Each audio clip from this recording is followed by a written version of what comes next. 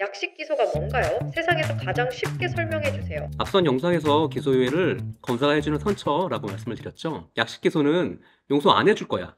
하지만 벌 받는 시간을 좀 빨리 간단히 끝내줄게 라는 거라고 말씀드리면 쉬울까요? 법원에서 재판을 한다는 것, 특히 민사도 아닌 형사 재판을 받는다는 것은 피고인 입장에서는 그 자체로 심각한 고통이죠. 그렇기에 비록 죄가 인정됐지만 정식적으로 재판을 하지 않고 사건을 빠르게 종결할 수 있다는 것, 이것이 약식 기소의 큰 장점입니다. 약식 기소도 전과가 남나요? 네, 맞습니다. 검사가 약식으로 기소를 하고 법원에서 약식 명령이 확정이 되면 사실상 유죄 판결이 난 겁니다. 즉, 전과가 남습니다. 전과를 남기지 않으려면 약식 기소 전에 불송치나 기소유예 처분을 반드시 받아야 해요. 약식 기소라면 벌금이 얼마 정도 나오나요? 약식 기소 벌금은 검사 재량입니다. 일률적으로 얼마다라고 말씀드리기는 어렵지만 일상에서 자주 일어나는 범죄를 예시로 한번 말씀을 드려볼게요. 초범인 음주운전, 혈중 알코올 농도에 따라서 300에서 1,500만 원 사이, 무면허 운전은 300만 원에서 500만 원 사이, 단순 폭행의 경우에는 30만 원에서 100만 원 정도, 단순 절도는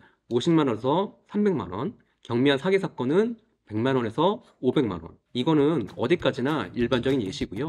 실제 벌금은 사건의 구체적인 정황에 따라서 달라질 수 있습니다. 약식 기소 벌금을 깎을 수도 있나요? 있습니다. 저는 함께 해주시는 의뢰인들의 벌금을 최대한 깎는 방법을 반드시 찾아냅니다. 우선 검사가 약식으로 기소했다는 것은 수사가 끝, 종결됐다는 것이거든요. 즉, 그때부터는 검사의 손을 떠난 것이기 때문에 아무리 검사한테 벌금형을 깎아달라고 얘기를 해봤자 의미가 없습니다. 정식 재판을 청구해서 법원 재판을 통해서 감경을 받는 방법 외에는 없어요. 그래서 저는 수사가 종결되기 전에, 즉 검사의 손을 떠나기 전에 초기 진화를 합니다. 이번엔 검사가 약식 기소를 하겠구나 라고 예측이 된다면 검사가 약식 기소 처분을 하기 전에 벌금 액수를 최대한 낮추도록 노력을 합니다. 의뢰인의 정상 참작 사유를 미리 준비를 하고요. 이 사유들을 변호인 의견서로 작성한 다음에 담당 검사에게 제출을 합니다. 검찰 단계에서 약식으로 청구하는 벌금 액수를 최대한 낮추도록 합니다. 약식 기소 문자를 받으면 바로 뭘 해야 하나요? 약식 기소는 말 그대로 검사가 수사를 끝내면서 내리는 처분이고요.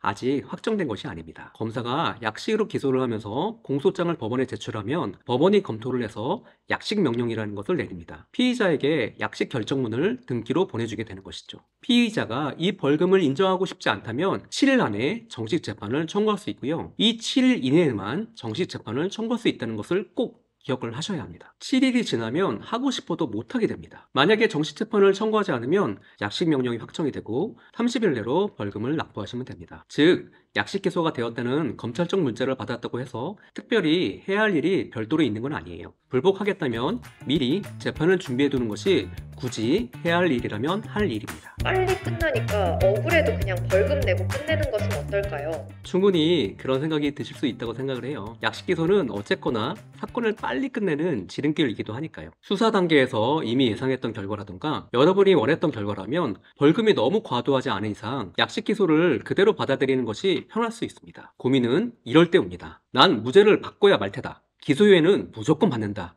이런 마음으로 열심히 다투고 있었는데 갑자기 약식 기소되는 경우, 과연 벌금을 받아들이고 사건을 빨리 끝낼 것이냐, 또는 사건을 더 끌고 가더라도 누가 이기는지 끝장을 볼 것이냐, 갈림길이에요.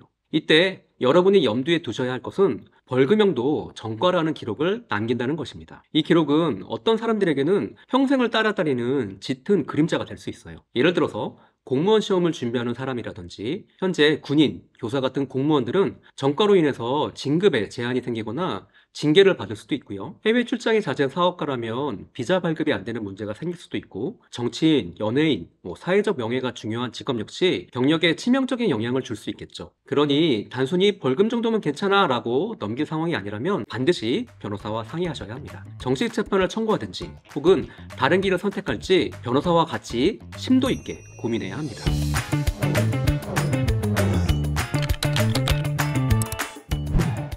약식 기소는 결국 정리를 하자면 확실히 유죄가 나올 것 같은 분들에게는 벌금만 내고 사건을 끝낼 수도 있으니까 좋은 것이지만, 무죄를 주장하고 싶거나 선고유예를 받아서 전과를 남기고 싶지 않은 사람에게는 갈림길에 서서 사실 고민해 봐야 하는 문제인 것이다 라고 말씀드리고 싶습니다. 여러분, 혼자 고민하지 마세요. 행여나 저에게 문의를 주시면 대표 변호사, 로스쿨 겸임 교수, 우수 변호사 경력 다 쏟아부어서 가장 효율적인 전략을 반드시 찾겠습니다. 사건을 가장 빨리 끝낼 비상구로 여러분과 탈출하겠습니다. 오늘도 시청해주셔서 감사합니다. 승소비상구 성진욱 변호사였습니다.